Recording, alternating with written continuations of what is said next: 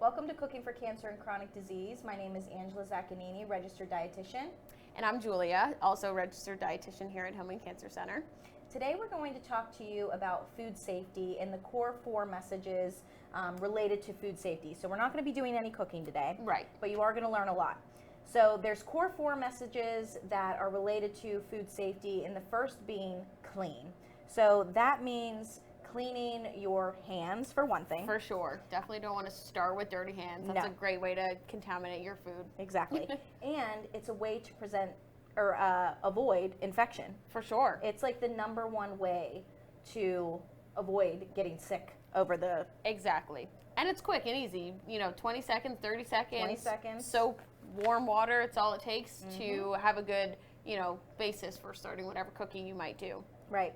And I feel like we often forget to clean in between our fingers, clean under our fingernails. Definitely. I mean, it can very much go overlooked. So that's going to be our first core message: clean, washing your hands. For sure. Now, cleaning also goes hand in hand with your surfaces, in addition to your utensils. Definitely. So washing, rinsing, sanitizing, making sure that these things are properly dried. Those are going to be very important factors to keeping your food safe. Exactly. We don't want to be bringing in bacteria or anything from a previous recipe we made or from other foods and kind of introducing them into foods or recipes we're not trying to introduce them into. Right. And we know that bacteria can actually live on surfaces. So if we're not cleaning our surfaces properly, we can get that into our food supply as well. So finally, the relation to clean and food safety is going to be washing our fruits and vegetables. And this also can go overlooked, I feel like, or people become very obsessed. Definitely. With washing our fruits and vegetables. And we work in a cancer center, so we work with a lot of immunocompromised patients. And these patients are at higher risk for infection. Right. So food safety is very important for that population, as well as our pregnant women, right, our children, right, and older adults in general. Older adults in general. So we want to put an emphasis on food safety, not only just now in the cold season, but all the time. Exactly. So washing your fruits and vegetables, I would say the temperature of the water doesn't matter. Right. You can add a little bit of baking soda if you want. Right. You can use white vinegar, exactly.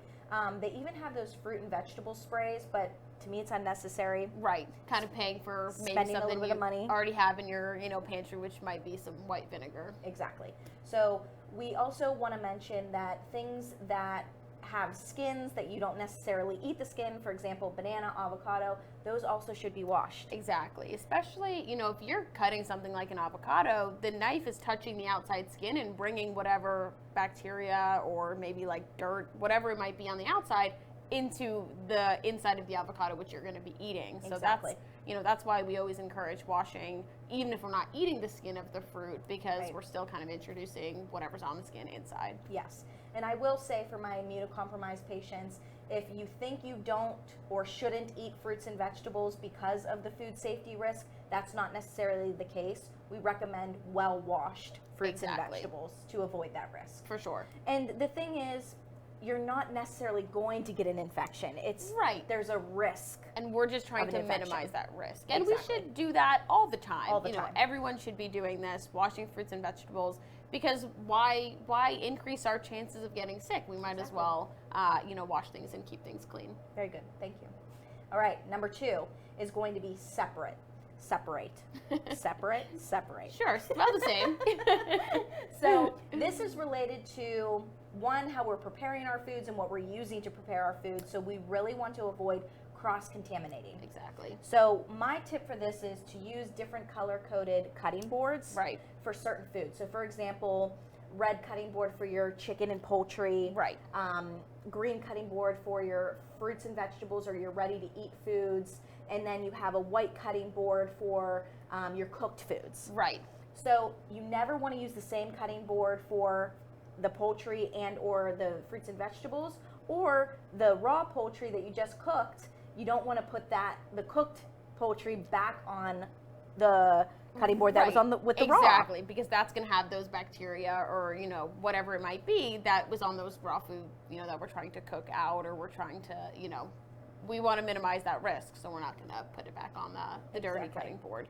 And that being said too is our utensils. So the tongs that we used for the raw chicken, we don't want to use when we're cooking our chicken. Right. And that could go across the board. If you're using tongs for your raw chicken, you don't want to use that to grab your veggies from the skillet. Exactly. So again, just being very mindful of when you're using your utensils and what you're using your utensils on, as well as your cutting boards and other plates and other sources. Exactly. Yeah, for sure. I think, those are kind of the two like prep stages, like the clean and then the separate.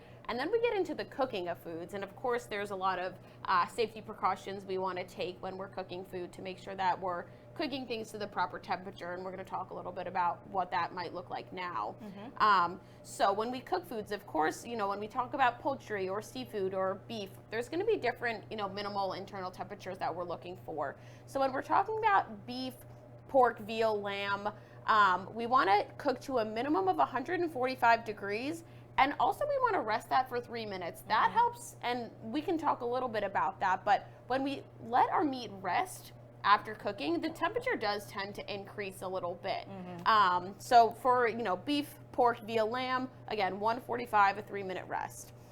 For ground meat, so that might be ground chicken, ground turkey, ground meat, or ground beef, 160 is that minimal internal temperature. For poultry, we want to get it to 165, so that's chicken, turkey, any sort of Something with wings. Exactly, something with wings when we think of poultry. 2 legs. Exactly.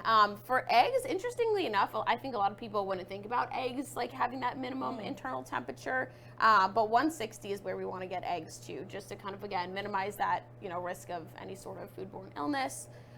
Leftovers, again. This is a good one no one thinks about. Exactly. No one really thinks about popping something in the microwave and how hot we need to get it, but 165 is what's recommended for our leftovers. Again, we want to minimize that risk, so getting it nice and hot. Fish, 145. So, again, if we're cooking like a piece of salmon or white fish, 145 is that minimum temperature we want to get to. I know there's a lot of numbers, but we're going to put a link to, kind of that information under, in our video today. So you can always use that as a reference. Right. And we are actually going to do an additional video on cooking temperatures, the minimal internal temperatures, as well as more information about thermometers. Right, because there's a ton out there. We're going to have a good couple different ones to show you, whether they're analog or digital. So we'll give you some more information there about, what tools we can use to measure those internal temperatures.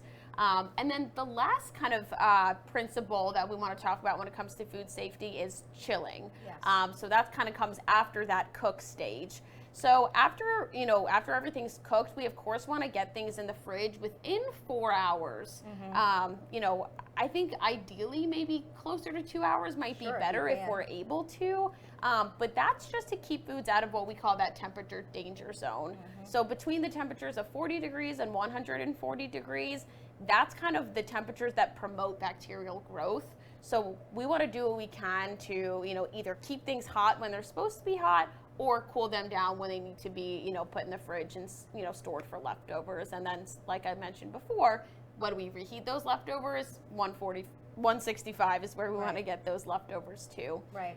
And I will say that one concept that we don't really think about is the fact that when we do refrigerate foods or put them in the freezer, it's almost like a twilight zone or a suspension state for bacteria. Right. So it prevents the growth of bacteria, but if you were to take that food back out of the fridge, bacteria can grow again if you leave it at room temperature for a long amount of time. Exactly. So that's why the temperature that you're cooking your foods at, how you're storing it, and when you're storing it is so important. Right. And like Julia said, we will include the links so that you have more information on this and those proper temperatures so that you don't have to memorize what we said. For sure. And if you are curious about those thermometers and, like I said, those tools to kind of check the temperature, check out our next video because we're going to be talking a lot about those tools and kind of how to use them and what to look for when you're looking to purchase one. Awesome. Okay. Thanks so much. Yeah, thanks for watching. See you next time.